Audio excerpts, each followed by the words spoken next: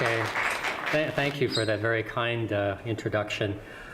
Okay, well, I thought we'd just get started. I hope the stuff works today. So I want to just start by going over an outline about what I want to talk about to you today.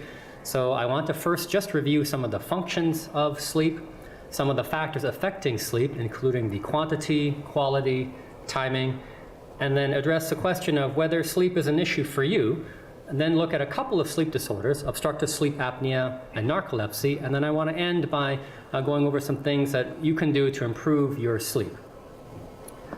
So I just thought I'd start with a quote from Arianna Huffington. She said, "My single most effective trick for getting things done is to stop doing what I'm doing and get some sleep." So she's an internet publishing pioneer. She's the president and editor-in-chief of the Huffington Post.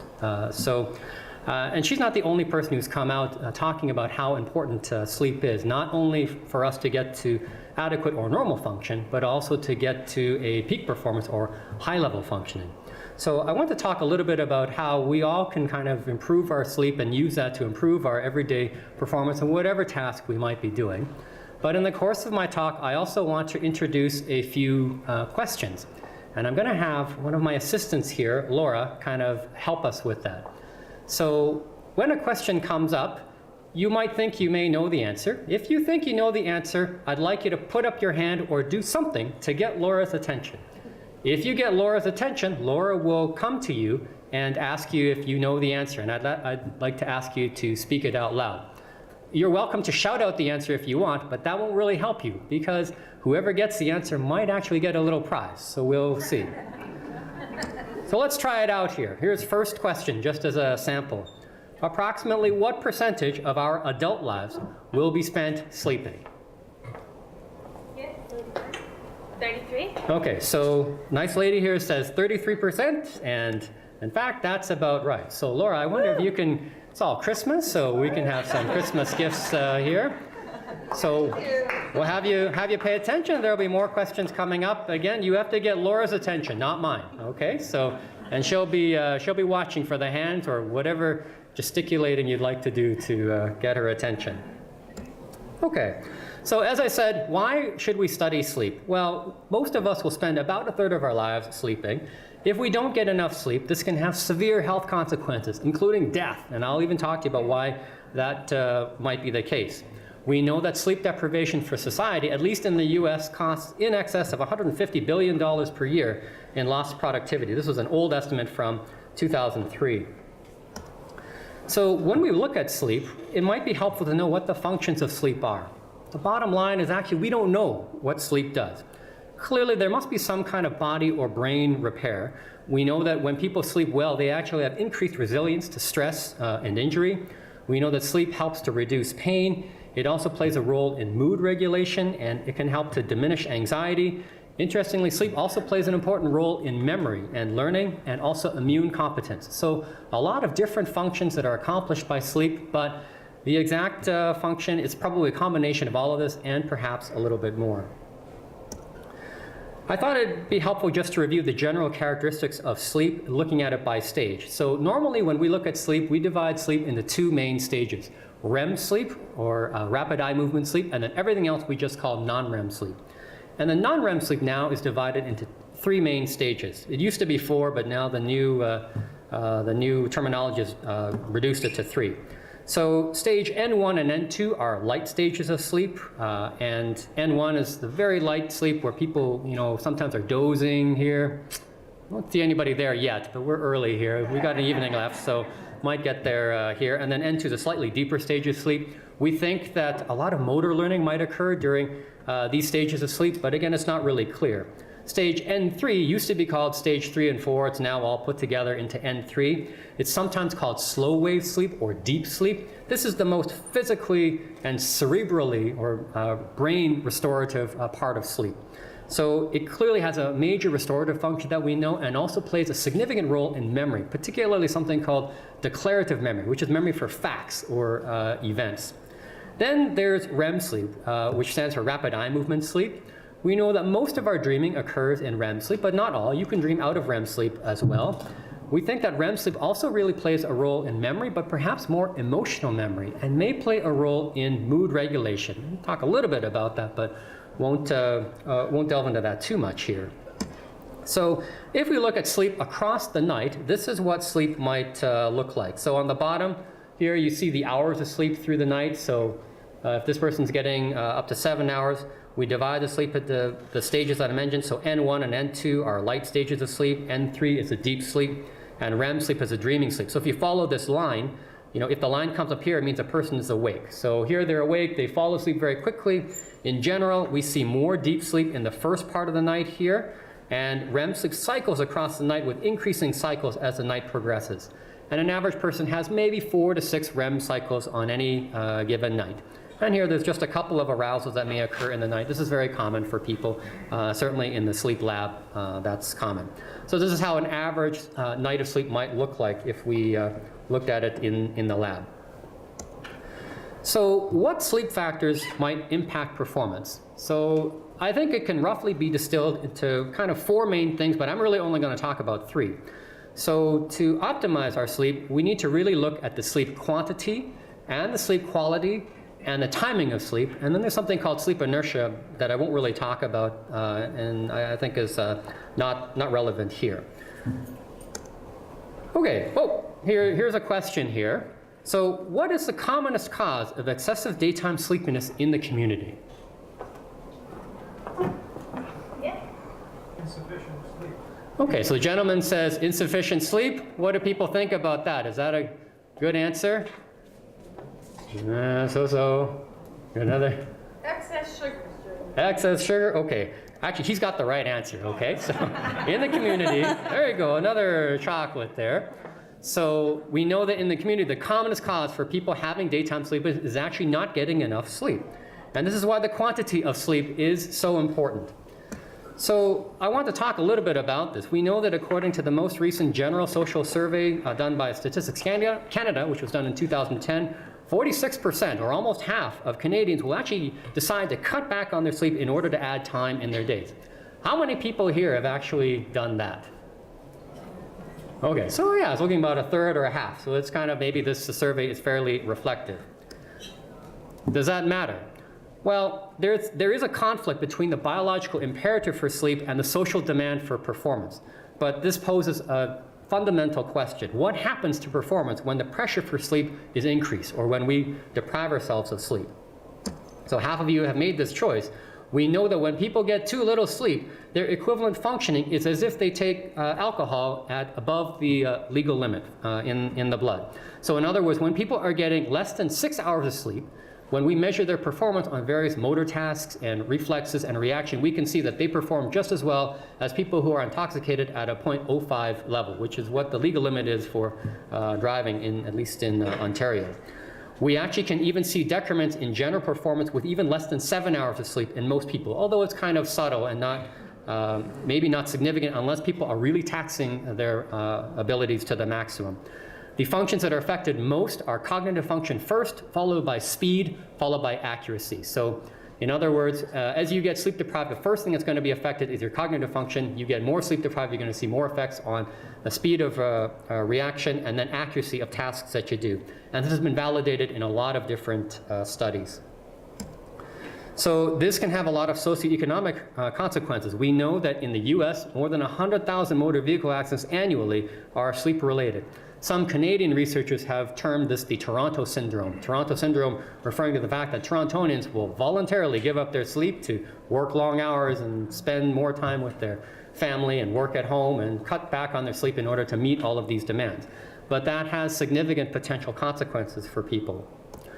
So this study was done by Dingus and colleagues. It's kind of an older study from Pennsylvania. They did something called a psychomotor vigilance task. Basically, patients look at a computer screen, and then when a little computer blip comes across the screen, the subjects are supposed to press a button.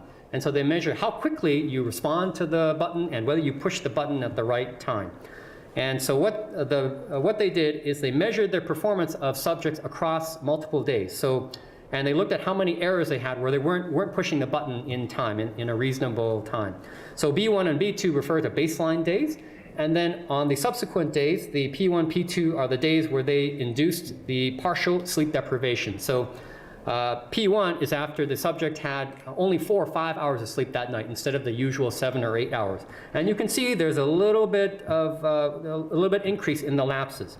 You go to a second day of only 5 hours of sleep, then the lapses increase. Third day, still more lapses. Fourth day, more lapses. By the 7th day, you can see that there's a very high number of lapses. And then even if that person has a recovery sleep, they don't get back down to their baseline. In other words, they need more sleep than just 1 day to recover from that chronic sleep deprivation. So what this study is generally illustrating is if you do kind of the same kind of study, but instead of going 4 or 5 hours with partial sleep restriction, you do 1 day of like no sleep at all, kind of pulling an all-nighter, they perform just as well as this person who had 7 days of partial sleep restriction. So in other words, if you are chronically depriving yourself to 4 or 5 hours of sleep a night, by the 6th or 7th night, you're performing as the same as a person who has been completely sleep deprived. The key difference is you won't feel like you're performing that poorly. And that's what we know from people. And that's the biggest danger in this, is that when people are sleep deprived, we know objectively that their performance across multiple domains is affected, but they have no insight. They have no idea. And it doesn't matter how smart they are, how fit they are, how tall they are, men, women. It's all actually the same. This phenomena has been attributed to many different disasters that we know of: the Challenger space shuttle explosion, the 3 Mile Island incident, Chernobyl nuclear explosion, Exxon Valdez, medical errors in the hospital, the transportation industry, multiple accidents, a couple train accidents recently that have been attributed in part or in whole to the effects of chronic or even full sleep restriction. But, you know, like for the Challenger space shuttle explosion, for example, these are top NASA scientists, but they're constantly pushing themselves, trying to make that launch date and sleep depriving themselves. That was found to play a large part in their error in not picking up the defect in the O-ring, for example. So we're all vulnerable to these effects, even with partial sleep restriction. This even subtle sleep restriction can have some significant effects. This is a study done by Corin and colleagues. Actually, this is Canadian data, believe it or not, published in New England Journal, looking at the effect of daylight savings time. So this study looked at the incidence of motor vehicle accidents on the Monday after the daylight savings time from Saturday in the spring, which is what you see on the left there, and in the fall. So in spring, we lose an hour of sleep because daylight savings forces us to do that. And then we see the number of accidents before daylight savings, and then immediately after, so the Monday after, we see actually a spike in the accidents. And then if you look at the same Monday, but the next week, so making sure it's not a Monday thing, like if there's a holiday on Monday or something like that, we see that the number of accidents actually goes back down to something comparable to before the accidents. And then conversely, when we go to the fall shift, where we gain an hour, we see the number of accidents on the Monday before, and then immediately after the daylight savings, we see the number of accidents actually drop dramatically. Just 1 hour of extra time to sleep, and the accidents go down, and then the week after, then the accidents go back up again. So this has also been replicated in a couple studies as well, but even that 1 hour can make a big difference in the number of motor vehicle accidents that we see in the country.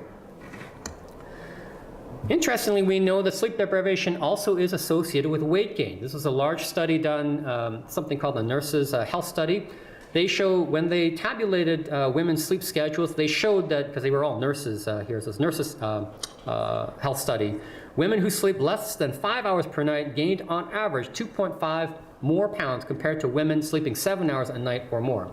So, and they had a relatively high risk for obesity, defined as a body mass index more than 30 kilograms per meter squared. So 5-hour sleepers were 15% more likely to have be in this category of obesity compared to those who are sleeping more than 7 hours. And this was a study of 68,000 women. So a lot of subjects that they had evaluated for over 16 years. So a long study, one of the most comprehensive studies that's been done for evaluating the effects of sleep deprivation and weight. So it's not clear what the mechanism might be. There might be a hormonal explanation. There might be changes in basal metabolic rate, because when women aren't sleeping as much, their metabolic rate may change. We know that when people are sleep deprived, for instance, the hormones that control appetite and satiety are affected. So when people are sleep deprived, we know that the hormone that controls satiety, which is the feeling of being full, goes down. and the hormone that controls the feeling of appetite or feeling hungry goes up. So that's like putting your foot on the gas and taking your foot off the brake. Now, you can experience this if you like. Just stay up late, maybe tonight if you like.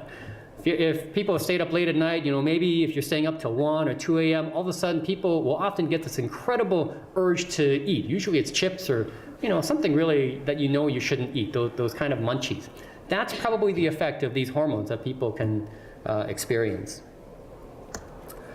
What about sleep deprivation in children? Well, interestingly, when young children are sleep deprived, they don't behave the same as adults.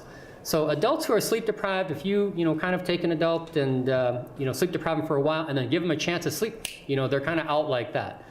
Children, and they're very sleepy. They look very lethargic when you look at them.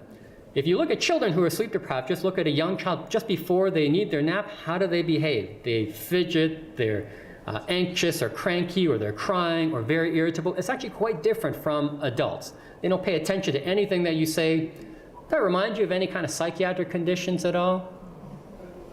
Yeah, things like ADHD. So often actually sleep deprivation in kids can be misdiagnosed as ADHD.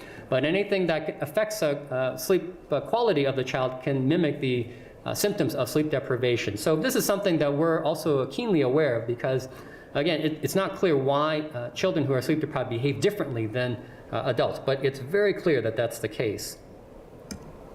Okay, well, I mentioned the importance of sleep quantity. What about the sleep quality? Let's take a look at that.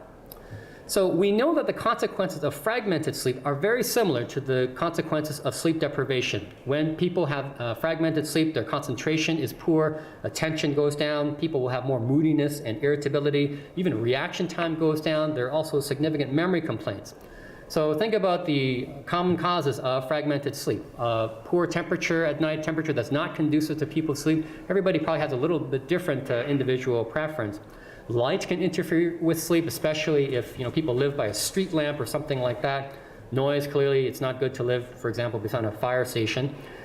Pain, anxiety, stress, or if someone has a sleep disorder, this is what we look at, something like sleep apnea or even snoring. Sometimes even it's your partner snoring that can interrupt you.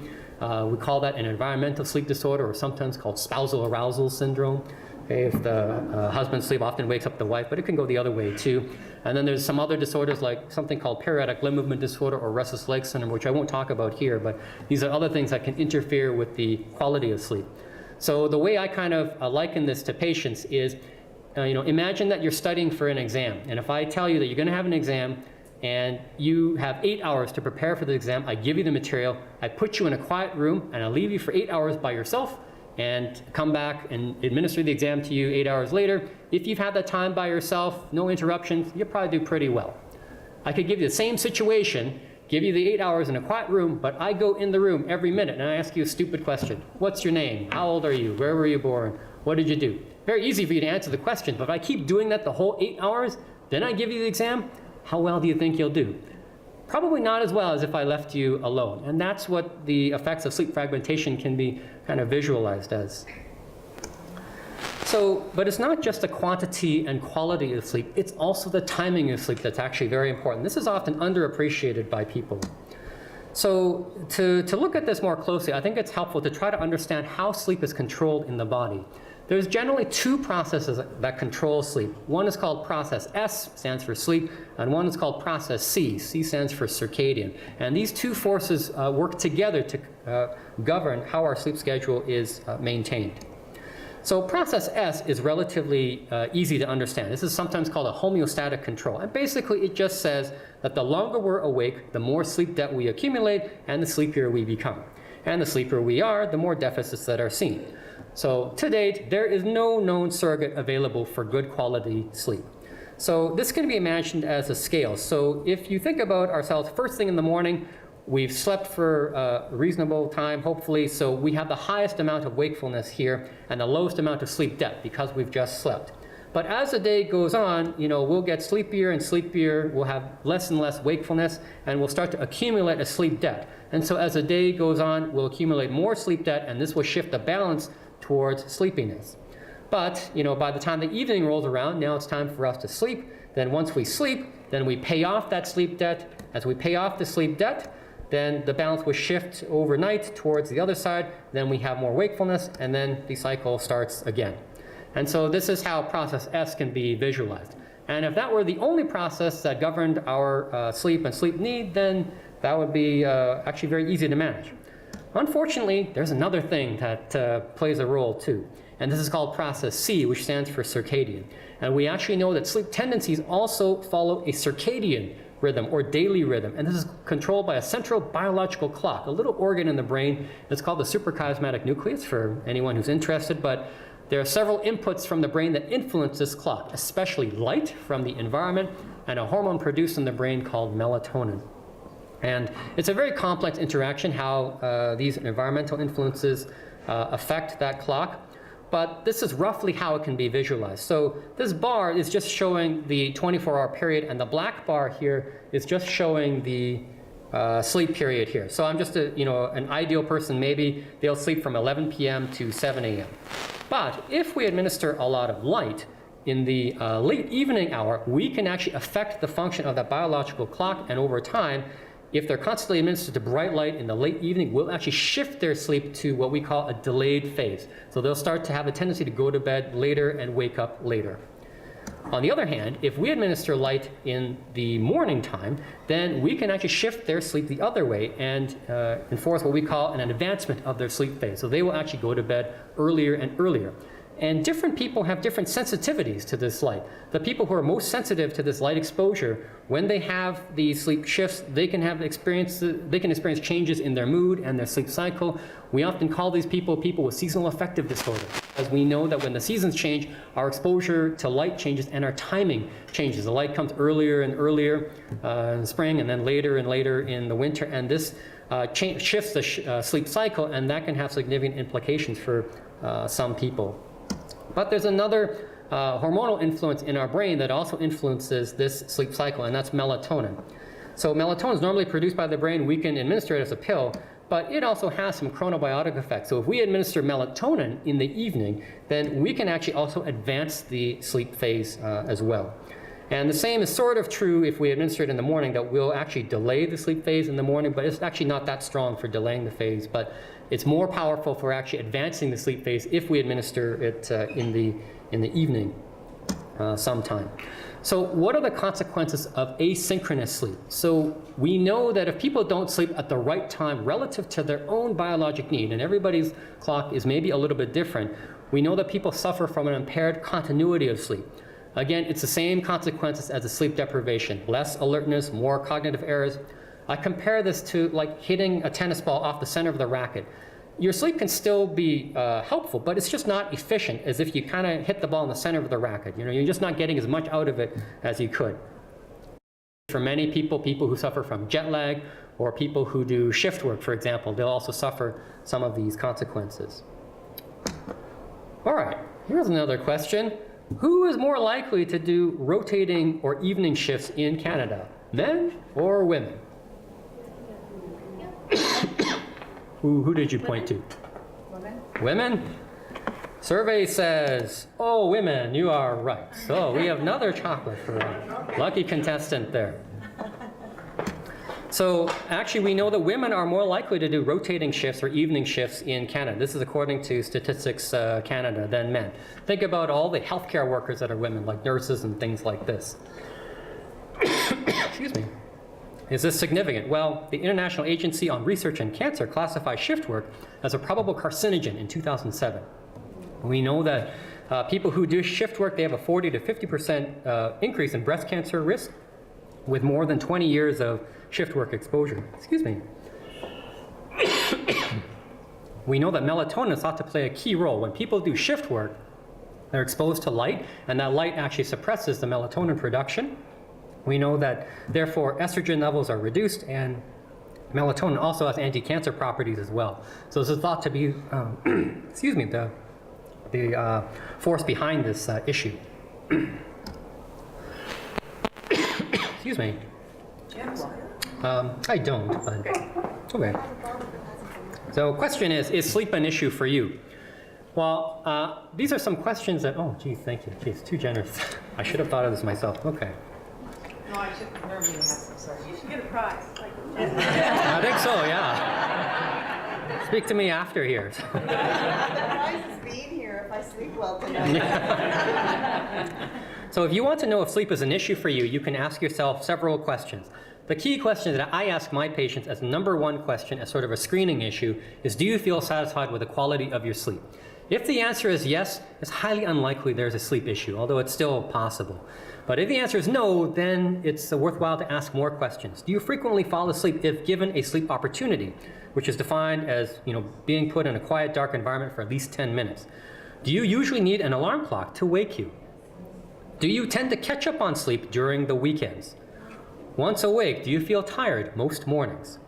Do you frequently take naps during the day? If you answer yes to one or more of these questions, there could be a sleep issue for you. Some other questions: when you can get it, do you consistently sleep more than 9.5 hours a night? Do you feel lethargic or slow throughout the day? Do you sleep longer during times of depression, anxiety, and stress? Do you snore? Do your legs bother you at bedtime, interfering with your sleep? Again, if you answer yes to any of these questions too, or a combination of them, it's possible that there might be some kind of sleep issue. All right, well, I thought I'd just go over what happens in the sleep lab, at least here at the Royal. So our acronym is Royal Ottawa Mental Health Centre. We have 5 clinical beds and 4 research beds. So what happens when we get an evaluation is first we get a referral. It's usually from a family doctor, but sometimes it can be from psychiatrists or other kinds of physicians as well. Once we get the referral, that patient sees a sleep specialist, someone like myself, for a clinical consultation. So we do history and physical, that kind of thing. Then depending on the outcome of that consultation, often we'll order an overnight sleep study or something called a polysomnogram. And then that data is analyzed by our technologists, registered polysomnography technologists, and then interpreted by someone like myself. Then I'll usually go over that in a results appointment with the sleep specialist soon after the study is completed. So what kinds of things do we look at in a sleep study? We look at a lot of things, a lot of electrophysiology, something called EEG, which is basically the brain waves.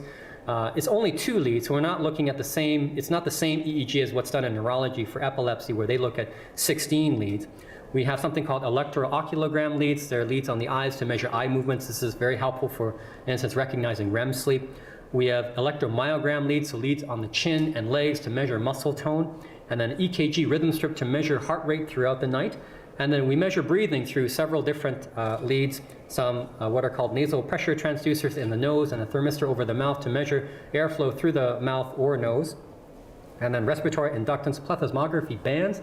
That's a mouthful, but they're just basically bands around the chest and abdomen to measure respiratory effort through the thorax. We also have something on the fingernail to measure oxygen saturation.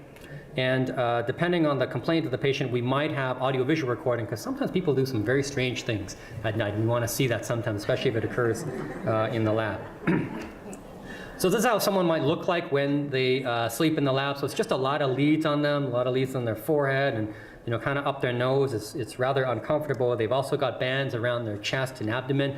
So the key thing that I think is important to recognize when we're doing a sleep in the lab, it's a lab sleep. It's not a home sleep. I mean, we try to make it as comfortable as possible, but it's still a lab sleep. But we can still get a lot of information from these studies. So I thought I'd digress now and focus on a couple of different conditions. So I think the first condition that perhaps many people recognize here may be something called obstructive sleep apnea, or OSA. So the definition of this is the presence of abnormal breathing disruptions or cessations. The cessation is actually apnea during sleep. And when people have these sleep disordered breathing events, sleep is disrupted temporarily, usually without any recall. And then because of that disruption, there's subsequent sleep deprivation and secondary daytime sleepiness. So this often is accompanied by snoring at nighttime. We know that some studies suggest that up to 25% of men and 9% of women may be affected by this condition, but most importantly, we know that up to 90% of people who have this are undiagnosed. 50% of snorers are thought to have obstructive sleep apnea, and the most significant implication for this is probably cardiac disease. So this is a study done by Marin and colleagues, a group out of Spain in 2005, and it just looked at the incidence of fatal cardiovascular events as I'll show you later, non-fatal cardiovascular events. So what this group did in Spain was they followed a group of about 2,000 people, followed for 144 months. So the months is not here on the axis, but this is in months, okay? So 144 months, that's like 12 years, right? That's a long follow-up. 2,000 people. They divided their patients into just controls, people who only snored, people who had mild obstructive sleep apnea, people who had severe sleep apnea, and then people who had sleep apnea but were using CPAP, and then looked at the incidence of these cardiovascular events. So a cardiovascular event they defined as a heart attack or a stroke. So in this graph, it's heart attack and stroke that killed people. Okay, so they died. So when you look at 3 years, there's really not much difference between the lines. But 6 years, and you start to see the people with the severe sleep apnea, they're dying at a much higher rate from a heart attack or stroke compared to all the other people. By 12 years, you can see a big gap between the people who have died from a heart attack or stroke in the severe group of obstructive sleep apnea compared to those in the mild, or the people who are using CPAP, or the control, people who only snored or didn't have any sleep issues. If we look at the non-fatal events, so a heart attack or stroke that didn't kill you, but for example, if you had a stroke and you were in a wheelchair, technically you lived, so you'd be in this part of the study. We see that the severe group is much higher after 12 years compared to all the other groups. So that's some very powerful data indicating that obstructive sleep apnea may be associated with the development of cardiovascular events. And the key thing here is they followed a group of sleep apnea patients who are treated with CPAP, something called continuous positive airway pressure, and I'll talk about that shortly. We see this blue line here, if my mouse will ever come here, they're tracking along very close to kind of just the people who snore. So what are the consequences of obstructive sleep apnea? Well, I already mentioned heart attack and stroke is very strongly associated with hypertension. We know it's also associated with reflux problems, believe it or not, because when people have sleep apnea, they're trying to pull, air into their throat, but they also pull acid up from their stomach by generating that negative interthoracic pressure. We know that untreated sleep apnea is significantly associated with motor vehicle accidents and even impaired glucose control because they're having a lack of oxygen during the night that impairs their ability to respond to insulin. And then something that we're very interested in is irritability and mental illness. Nicole mentioned my interest in anger issues, for example, and then also memory problems. It's not a big stretch to imagine. If you're not getting oxygen in your blood at night, it might impair the way your brain functions. And then interesting, I put this as an aside, obstructive sleep apnea is associated with bruxism. Up to half of people with bruxism, which is a teeth grinding at night, it may be actually caused by some form of sleep disordered breathing. So when we look at treatments for obstructive sleep apnea, we know that's very strongly associated with weight. So weight loss can be helpful, especially for those who are overweight. There's actually a direct correlation between a decrease in the body mass index and a decrease in something called the respiratory disturbance index, which is a measure of the severity of sleep apnea. The higher the RDI is, the more severe the sleep apnea is. We also tell people to avoid alcohol and sedatives because alcohol and sedatives will make sleep apnea worse because they cause upper airway muscle relaxation and so can constrict the throat at night. For some people, they only have sleep apnea on their back, so sometimes we can recommend something called the snore ball technique where they just put a t-shirt with tennis balls in the back and then they try to go to sleep, but then they can't sleep on their back. I've had several patients tell me, the men, they say they don't need anything like that. They actually just go to sleep wearing their wife's bra to bed. I'm like, what? Your wife's bra? And they say, oh, sure, doc, yeah. And what they do is they put their wife's bra on, but they stuff it with tennis balls and stuff, and then they turn it around and say, see, that prevents me from, sleeping on my back. For mild cases, it could work. In some cases, upper airway surgery can be helpful. So a common cause of sleep apnea in kids is actually enlarged tonsils. So tonsillectomy can be curative in those kids, and that is actually a very significant therapeutic intervention. Another procedure that can be done is something called a uvulopalatopharyngoplasty procedure, or UP3. This is basically an throat surgeon going in to the back of the throat, carving out the back part of the throat. Basically, there's uvula here, so here's the after effects of it to widen the airway. So it's kind of a gross procedure. It might work half the time for maybe mild sleep apnea. Another surgery that can be done that's kind of extensive and fairly radical is something called a maxillomandibular advancement, or MMA surgery. So if we look at this, this is actually where an oral maxillofacial surgeon goes in, does an incision of the maxilla, cuts the whole maxilla, then advances it forward, then cuts the mandible, which is the lower jaw, advances that forward. Sometimes even it cuts the chin too and pulls that forward to pull the tissue forward to open up the airway. And so if you want to see so that's obviously an extensive procedure, but you want to see the effects of this. So this is kind of what they call a sagittal view or sideways x-ray of the person. So this person had actually quite significant sleep apnea, but you can see there's is really narrow in the back of their throat, a very strong anatomical narrowing. So you can imagine this is when this person's standing up. Imagine if they kind of go on their back, then you got gravity tissue kind of compressing it, that airway is going to be closed off and they have significant problems. So this person actually did the surgery. And so what the oral maxillofacial surgeon did is they cut the maxilla, they got an extra 5 millimeters on the top, they got an extra 5 millimeters on the bottom. They have to do both so the teeth align properly, otherwise you're going to have a major overbite or underbite if you only do one. Then they also advanced the chin a little bit. They got an extra 8 millimeters by cutting the chin and pulling that forward and pulling the tissue attached to it. And then look at the airway that they made. They actually increased the airway space by several millimeters, and that was actually enough to actually cure their sleep apnea in that case. So kind of a radical procedure. It took 6 months to a year to kind of go through all of that, and you have to see orthodontics because your teeth have to align and things like that. But for some people, especially if they have some facial deformities, this can be actually a very effective procedure. Okay, well, tracheostomy used to also be done. This is where they drill a hole in the trachea to bypass the obstruction. Before the advent of CPAP, that was the treatment of choice. So when people complain about CPAP, which I'll talk about shortly, think about tracheostomy, it doesn't look so bad. Some other devices that we can use, something is called a mandibular repositioning device or mandibular advancement device. So these are devices made by dentists that snap to the teeth, custom made, but pull the lower jaw forward to basically give people an underbite during the night, kind of like this. By pulling the lower jaw forward, it's kind of doing the same thing that surgery did, basically opening up the airway.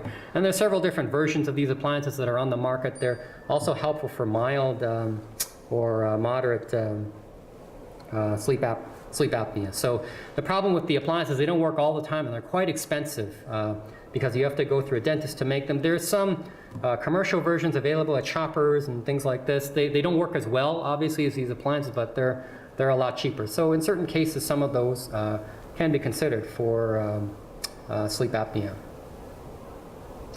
So our treatment of choice, though, is something called continuous positive airway pressure, or CPAP therapy. So CPAP to me is basically a glorified fan. I mean, it's just room air that is putting in. It's not oxygen or anything like that, although we can have oxygen let in.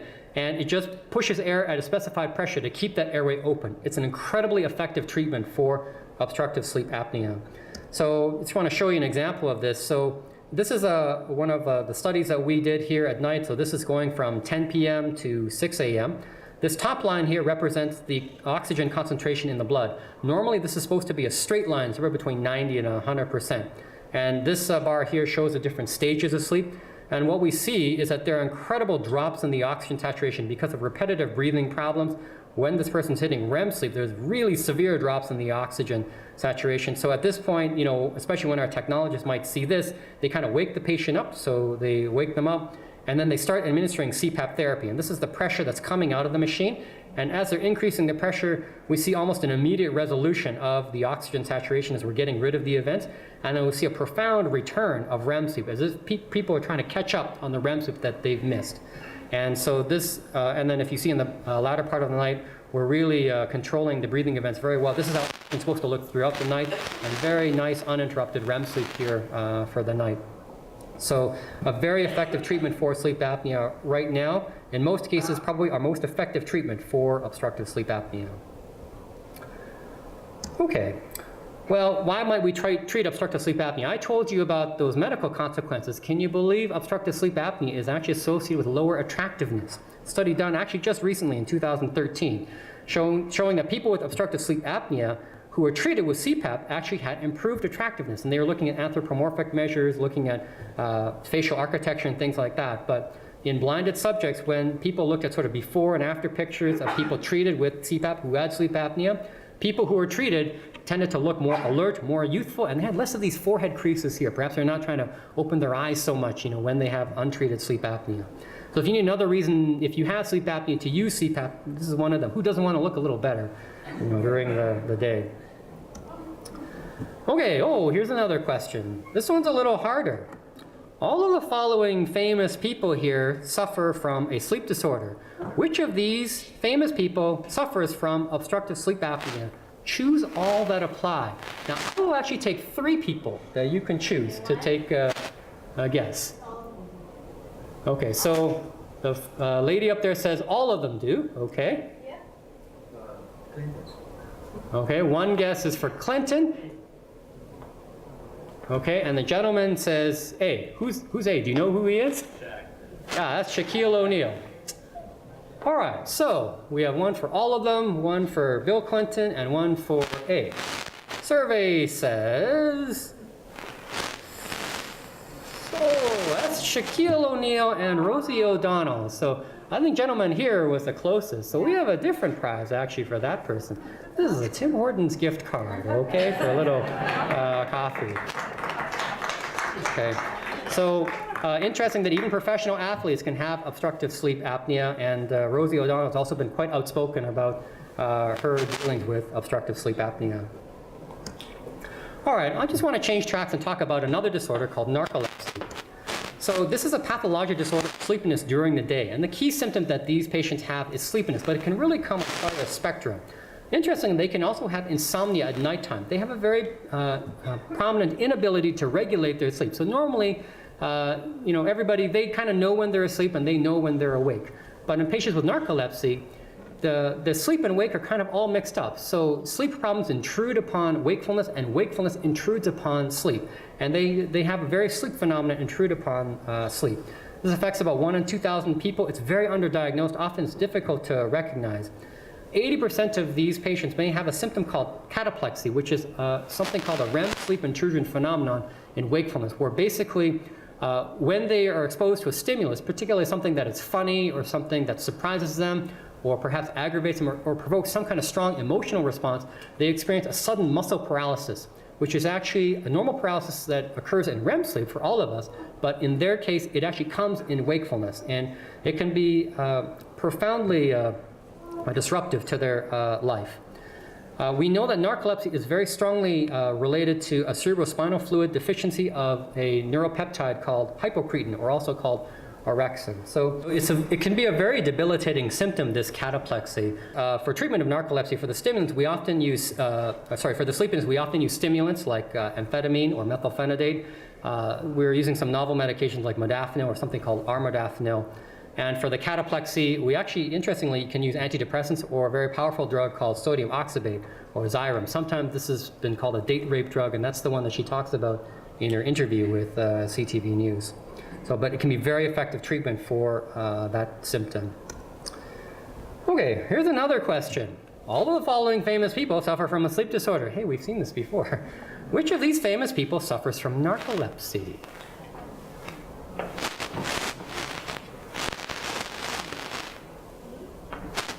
Says D. Okay, lady in the green here says D. Jimmy Kimmel. Survey says, oh, that's D. That's Jimmy Kimmel. Good thing Bill Clinton doesn't suffer from narcolepsy. That would not be a good idea, right? So good prize for person there. So yeah, he's been open actually about talking about his narcolepsy. So I promised I'd end with tips on how to improve sleep. So I think the biggest tip I could get is just get an adequate quantity of sleep. For most people, that's 7.5 to 8.5 hours. Everybody may have a slightly different sleep need, though. It's important to have regular sleep and wake times. The timing and routine is actually important. It's important if you can, especially if sleep is a problem, to develop a relaxing pre-sleep ritual. Relaxation exercises can be helpful, and avoid stressful or stimulating activities, especially prior to sleep. Try to avoid prolonged naps during the day. And there's some exceptions to that. If you have to do something athletic or something of high performance, then a nap can actually be helpful. But otherwise, if you take too much of a nap during the day, it impairs your ability to fall asleep or stay asleep at night. I tell patients, you have to earn your sleep at night by staying awake in the day. The bed is only for sleep, or my technology would say also romance. I think the biggest tip I can give for people is to avoid clock watching. Sleep is a funny thing. The harder you try to sleep, the worse your sleep is. And what happens when you look at the clock? You think, oh, it's 2 o'clock. Why am I awake? It's 3 o'clock. I'm still awake. It's 5 o'clock. I only have an hour to get the sleep that I need. And so by making you think about your sleep, it actually sabotages your sleep. And I think the worst thing ever invented was that thing that projects the clock in the ceiling, right? So you can look at the time without thinking about anything. And then obviously we want to rule out a sleep disorder or a psychiatric disorder too. So other things that are very important to improving sleep, the environment is very important. We want people to avoid environmental sleep disturbances. sometimes a partner or children can really interfere with sleep, or a roommate, external noises, so phones, texting, or external things. So we know that with the advent of technology, especially the Blackberries, or well, I guess they're going out of business now, it looks like, but iPhones and Galaxies, those devices, they really can disrupt sleep. It's not just the noise from the machine, but also the light from the screen can reset that biological clock, and then the content from the material people are reading, especially kids, can be very stimulating, right?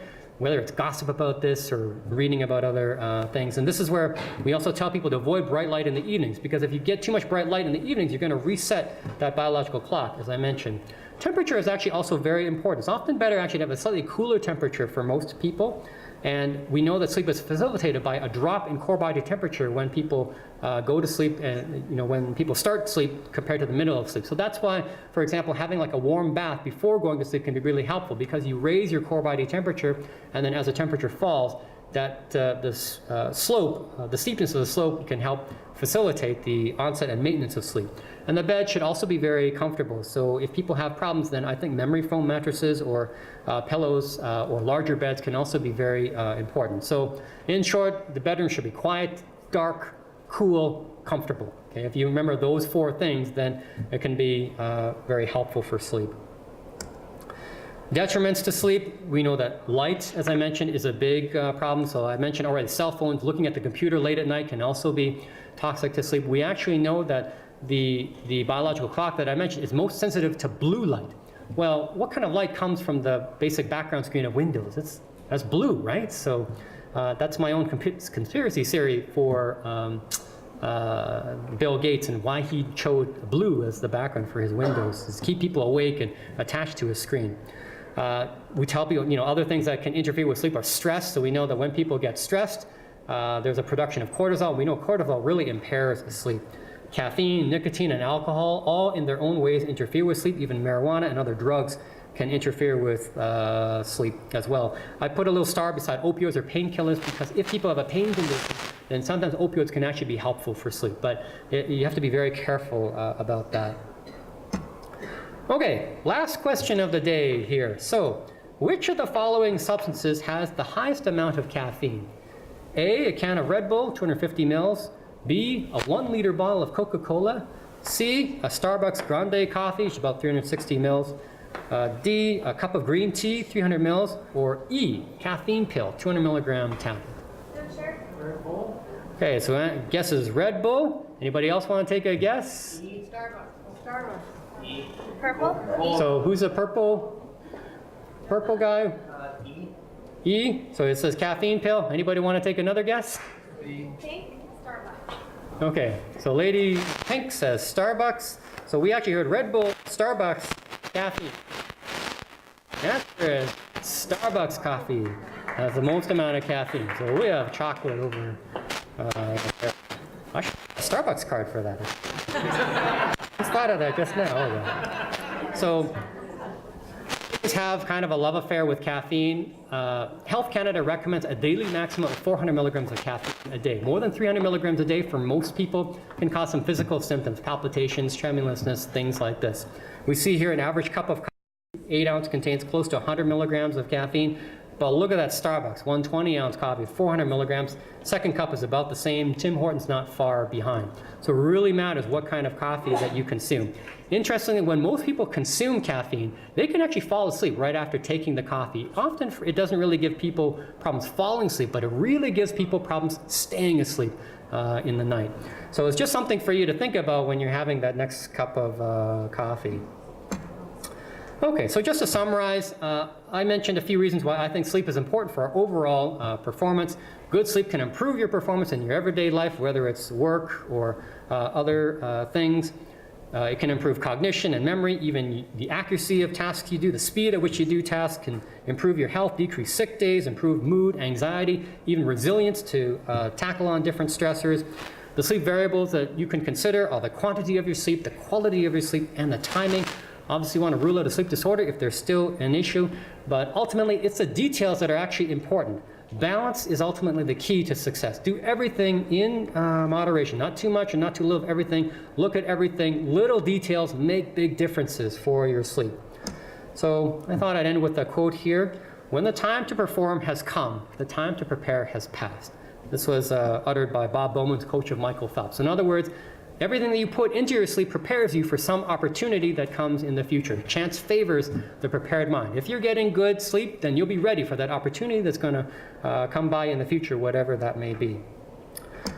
Okay, well, I just want to thank you for your attention. These are my twins here. They're a source of sleep deprivation for me, but I wouldn't trade it for the world.